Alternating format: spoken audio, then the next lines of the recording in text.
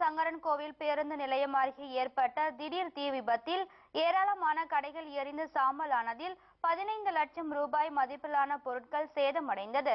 சங்கரன்கோவில் அருகே 22 சலூன் கடைகள் உள்ளன. இதன் பின்புறத்தில் கொட்டப்பட்ட கழிவுகளில் திடீரென தீப்பிடித்தது. அப்போது காற்று பலமாக வீசியதால் அருகில் இருந்த சலூன் கடைகளுக்கு தீ பரவியது. இதனை அடுத்து கடையின் உரிமையாளர்கள் தீயை அணைக்க முயன்றும் முடியவில்லை. இந்த தீ விபத்து பற்றிய தகவல் அறிந்து தீயணைப்பு துறையினர் சம்பவ இடத்திற்கு விரைந்து சென்று தீயை அணைக்கும் முயற்சியில் ஈடுபட்டனர். சுமார் 2 மணி நேரம் போராடி தீயை அணைத்தனர். தீ விபத்தில் அங்கிருந்த 11க்கும் மேற்பட்ட கடைகள் எரிந்து சாம்பலானது. இதில் கடைகளில் இருந்த 15 லட்சம் ரூபாய் மதிப்பிலான பொருட்கள் சேதமடைந்தது. மேலும் தீ விபத்து தொடர்பாக காவல்துறையினர் விசாரணை மேற்கொண்டு வருகின்றனர். கோவை மாவட்டம் மேட்டுப்பாளையத்தில் வாழைத்தார்கள் வரத்து குறைந்ததை அடுத்து விலை அதிகரித்துள்ளது. மேட்டுப்பாளையம் மற்றும் அதனை சுற்றியுள்ள பகுதிகளில் கடந்த வாரம் பலத்த சூறாவளி காற்று வீசியது. இதனால் அறுவடைக்கு தயாராக இருந்த வாழை மரங்கள் அனைத்தும் முறிந்து விழுந்தது. இதனால் மேட்டுப்பாளையம் வாழைக்காய் மார்க்கெட்டிற்கு வாழைத்தார்கள் குறைவாக வந்தது. கடந்த 2 வாரத்திற்கு முன்பு 15,000 வாழைத்தார்கள் விற்பனைக்கு வந்த நிலையில் தற்போது 3,000 வாழைத்தார்கள் மட்டுமே விற்பனைக்கு வந்தது. இதனால் கதலி வாழை கிலோ 40 ரூபாய்க்கும் நேந்திரன் வாழை 30 ரூபாய்க்கும் விற்பனையானது. நேந்திரா, கதலி, பூவண்ணு, ரொபஸ்டா, சாம்பல், செவ்வாழை தார்களை வரத்து வந்துட்டுங்க. போன மாசம் ஒரு 20 நாளைக்கு முன்னாடி வீசின சூறாவளி காட்டுனால இங்க இருக்கிற ஏகப்பட்ட நம்ம மூலத்தூர்லேருந்து லிங்காபுரத்து வரை சூறாவளி காத்துல வாழைகளை ஏகப்பட்ட வாழை லட்சக்கணக்கான வாழை விழுந்துருச்சுங்க. அதனால வரத்து கொஞ்சம் கம்மிங்க. கதலி கிலோ 1 40 ரூபாய்க்கு போகுதுங்க. நேந்திரா கிலோ 1 30 ரூபாய்க்கு போகுது. பூவன் கொஞ்சம் தாருக்கு சரியில்லை. அதனால அதுவே அதிகபட்சமா 300 350 வரைக்கும் போயிட்டு இருக்குங்க. ரொபாஸ்டா நல்ல விலைக்கே போயிருக்கேன். ரஸ்தாளி எல்லாமே நல்ல விலைக்கு போயிருக்குதுங்க. நாங்கள் இப்போ கேரளா பொறுத்தளவு இப்போ மழை சீசன், 2வது பழப்பழ சீசன். அதனால அங்கே பழம் கொஞ்சம் மக்கள் லைக் பண்றது இல்லைங்க. அப்புறம் நம்ம ஏரியாவிலும் கொஞ்சம் காய் வரத்து கம்மி. மேட்டுப்பாளையம் அடுத்துள்ள லிங்காபுரம், வச்சினம்பாளையம், மூலத்துறை, காந்தவயல், மொக்கைமேடு உள்ளிட்ட இடங்களில் அதிக அளவில் வாழை விவசாயம் நடைபெறுகின்றது. பூவன், கதலி, நேந்திரன், செவ்வாழை, ரஸ்தாளி, ரோபஸ்டா உள்ளிட்ட பல வகையான வாழைகள் விவசாயம் செய்யப்பட்டு வருகிறது. இங்கு விளையும் வாழைத்தார்கள் அனைத்தும் ஏல முறையில் விற்பனை செய்யப்பட்டு கேரளா, ஆந்திரா, கர்நாடகா உள்ளிட்ட மாநிலங்களுக்கு விற்பனைக்காக அனுப்பி வைக்கப்படுகிறது. இந்நிலையில் பலத்த சூறாவளி காற்று வீசியதால் அறுவடைக்கு தயாராக இருந்த வாழை மரங்கள் அனைத்தும் முறிந்து விழுந்ததால் வாழைத்தார்களின் விலை அதிகரித்துள்ளதாக கூறப்படுகிறது. திண்டுக்கல்லில் நடைபெற்ற அகில இந்திய தர வரிசைக்கான சதுரங்க போட்டியில் சென்னையை சேர்ந்தவர்கள் முதல் 3 இடங்களை தட்டி சென்றனர். திண்டுக்கல்லில் அகில இந்திய தர வரிசைக்கான சதுரங்க போட்டி நடைபெற்றது.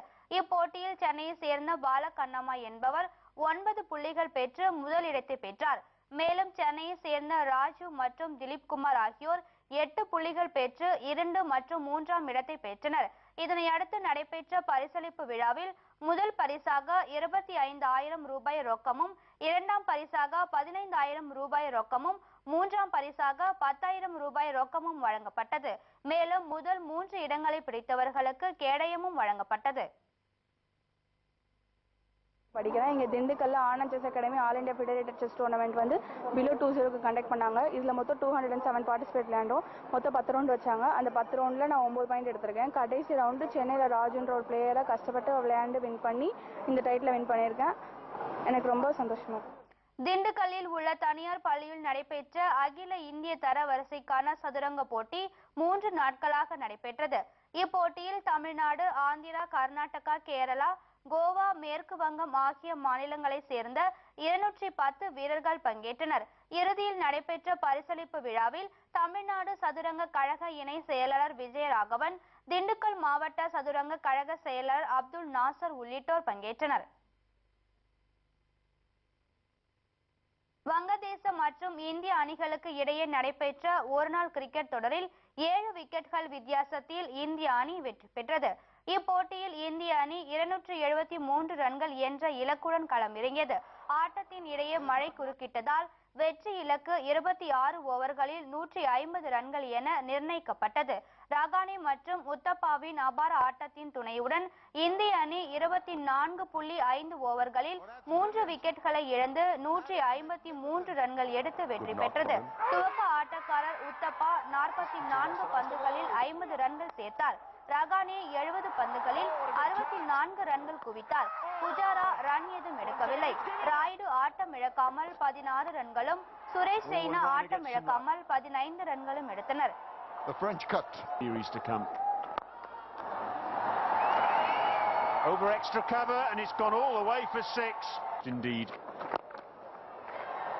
And also, he's capable of playing wonderful shots like that. The ball is not turning. There again, wonderful shot. Look at that.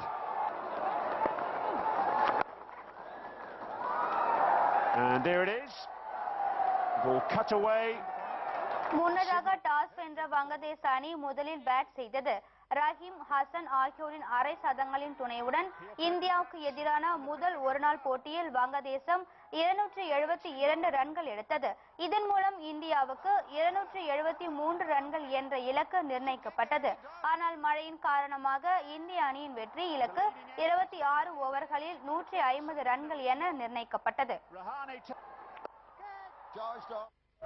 இத்துடன் இந்த செய்தி தொகுப்பு நிறைவடைகிறது. உண்மை செய்திகளை உள்ளது உள்ளபடி உடனுக்குடன் தெரிந்து கொள்ள தொடர்ந்து இணைந்திருங்கள் நமது கேப்டன் நியூஸ் தொலைக்காட்சியுடன்.